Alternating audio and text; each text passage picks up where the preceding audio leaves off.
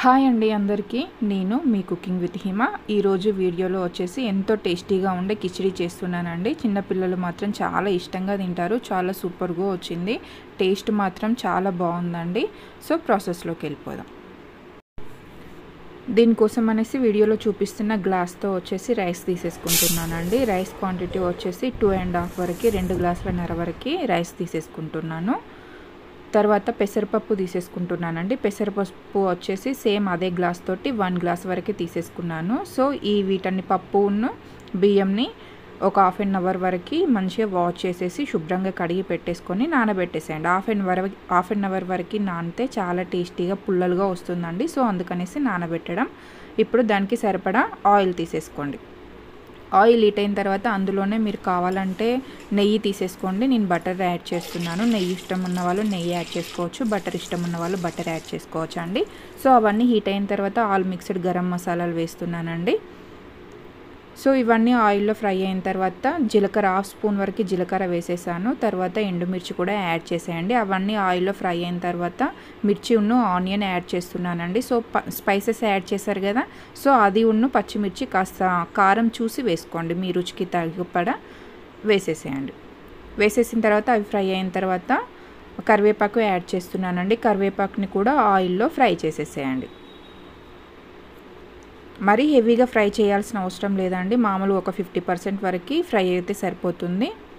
So ఇలా fry అయిన దాంట్లోకి క్యారెట్ యాడ్ చేస్తున్నానండి. క్యారెట్ క్వాంటిటీ వచ్చేసి కొంచెం ఎక్కువగానే తీసేసుకోండి. నేను 2 బిగ్ సైజు తీసేసుకున్నానండి క్యారెట్. సో అవి పీసెస్గా కట్ చేసి అవి కూడా ఇందులో యాడ్ చేసేయండి. క్యారెట్ని మరీ ఎక్కువగా వేంపకండి, ఆయిల్లో లైట్గా వేగితే సరిపోతుంది. సో బఠానీ తీసేసుకున్నానండి. డ్రై బఠానీ నేను కుక్ చేసి తీసేసుకున్నాను. సో ఎంత అంటే ఒక 70% వరకు కుక్ చేశాను. కుక్ చేసేసి ఇందులో యాడ్ చేస్తున్నానండి. ఎందుకంటే మిగతా 30% ఇందులోనే కుక్ అయిపోతుంది. సో అందుకనేసి 70% మాత్రమే కుక్ అయ్యేలా తీసేసుకున్నాను బఠానీలు. సో అవి కూడా ఇందులో యాడ్ చేసేయండి. యాడ్ చేసి బఠానీని కాస్త ఆయిల్లో ఫ్రై చేసేయండి. ఫ్రై అయిన తర్వాత పసుపు యాడ్ చేసేయండి. పసుపు యాడ్ చేసిన తర్వాత ఒకసారి కలిపేసేసుకోండి. బఠానీ కొంచెం ఒక 1 మినిట్ వరకు ఆయిల్లో ఫ్రై చేయండి. ఫ్రై చేస్తే ఆ ఫ్లేవర్ అనేది కొంచెం మంచిగా తెలుస్తూ ఉంటుంది. టేస్టీగా వస్తుంది ఆయిల్లో ఫ్రై అయ్యేసరికి. సో అందుకనేసి కాస్త ఆయిల్లో ఫ్రై చేసేయండి. ఇలా ఫ్రై అయిన తర్వాత అందులోకి టమాటా పీసెస్ యాడ్ చేస్తున్నానండి. టమాటో వచ్చేసి నార్మల్ సైజ్వి 2 తీసేసుకున్నాను. నేను 2 టమాటోస్ తీసేసుకున్నాను. వాటిని కూడా చిన్న పీసెస్గా కట్ చేసేసుకొని యాడ్ చేసేయండి.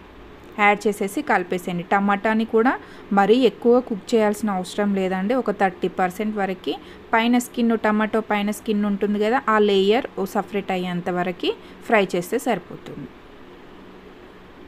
ఒక 2 మినిట్స్ కుక్ చేసేయండి. ఆల్ వెజిటేబుల్స్ అన్నీ కుక్ అయిపోతాయి. సో కొంచెం సాల్ట్ వేసేసేయండి. సాల్ట్ వేసేసరికి ఏమవుతుందంటే కాస్త మెత్త పడిపోతుంది. టమాటా అనేది ఎక్కువ టైం తీసుకోకుండా మెత్తపడిపోతుంది. సో అందుకనేసి సాల్ట్ యాడ్ చేయడం. రుచికి సరిపడా సాల్ట్ ఇప్పుడే యాడ్ చేసేస్తున్నాను నేను. కావాలంటే మీరు ఆ వాటర్ పోసేస్తారు కదా, వాటర్ పోసేసిన తర్వాత కూడా యాడ్ చేసుకోవచ్చు. సో ఇలా యాడ్ చేసిన తర్వాత మెత్తబడిపోయాయండి. ఒక 1 మినిట్ కుక్ అయిన తర్వాత మనం ఇందాక హాఫ్ అన్ అవర్ వరకు నానబెట్టేసుకున్న పప్పు రైస్ ఉంది కదా అండి, సో అది కూడా ఇందులో యాడ్ చేసేయండి. యాడ్ చేసి ఒకసారి కలిపేసేసుకోండి. గ్యాస్ని మీడియం ఫ్లేమ్లో ఉంచండి. మరీ సిమ్లో ఉంచకండి, హై ఫ్లేమ్లో ఉంచకండి. మీడియం ఫ్లేమ్లో ఉంచేసి ఇలా టోటల్ వెజిటేబుల్స్ రైస్ కలిసేలా కలిపేసేసుకోండి ఒకసారి.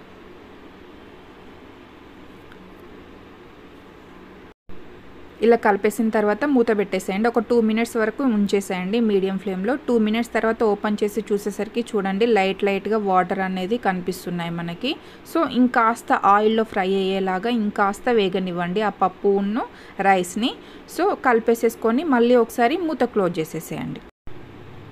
1 మినిట్ తర్వాత మళ్ళీ మూత ఓపెన్ చేసి చూడండి. ఒకసారి కలిపేసేసుకోండి. అడుగు మాడకుండా చూసుకోండి. హై ఫ్లేమ్లో పెట్టేసరికి అడుగు అనేది మాడిపోతుంది. సో మీడియం ఫ్లేమ్లో ఉంచేసి 1 మినిట్ కుక్ చేస్తే సరిపోతుంది. సో గరిటెకి ఆయిల్ అనేది చూడండి ఎలా కనిపిస్తుందో. నాకు అడుగు మాడిపోలేదండి. చూడండి లోపటి వరకు నేను కలిపి చూపిస్తున్నాను మీకు. సో అలా మాడకుండా చూసుకోండి. మాడిపోతే మాత్రం టేస్టీగా రాదండి, అస్సలు టేస్టీగా ఉండదు. మాడు స్మెల్ వచ్చేస్తూ ఉంటుంది. సో అందుకనేసి ఒకసారి చెక్ చేసుకోండి. చెక్ చేసుకున్న తర్వాత మంచిగా ఆయిల్లో ఫ్రై అయిన తర్వాత ఇప్పుడు వాటర్ యాడ్ చేసేసుకోండి. నేను ఎన్ని గ్లాసెస్ రైస్ తీసేసుకున్నాను, 2.5 గ్లాసుల రైస్, ఒక గ్లాస్ వరకు పప్పు తీసేసుకున్నాను కదండి. సో టోటల్ 3 అయ్యాయి. 3కి 6 యాడ్ చేస్తున్నానండి. 6 గ్లాసెస్ వరకు వాటర్ యాడ్ చేస్తున్నాను నేను. 6 గ్లాసెస్ వరకు వాటర్ యాడ్ చేసిన తర్వాత ఒకసారి కలిపేసేసుకోండి. టోటల్ రైస్ వాటర్ ఒకసారి కలిసేలాగా టోటల్ కలిపేసేసుకోండి. కలిపేసుకొని మూత పెట్టేసేయండి. మూత పెట్టేసిన తర్వాత ఒక 2 మినిట్స్ దాకా ఓపెన్ చేసి చూసేసరికి 2 మినిట్స్లో అలా బబుల్స్లా వచ్చేస్తాయండి. సో ఇప్పుడు మనం కొత్తిమీర యాడ్ చేస్తున్నాను. కొత్తిమీర క్వాంటిటీ వచ్చేసి కొంచెం లైట్గా, మరి కొంచెం అంటే కొంచెం కాదు, కొంచెం ఎక్కువ తీసేసుకోండి.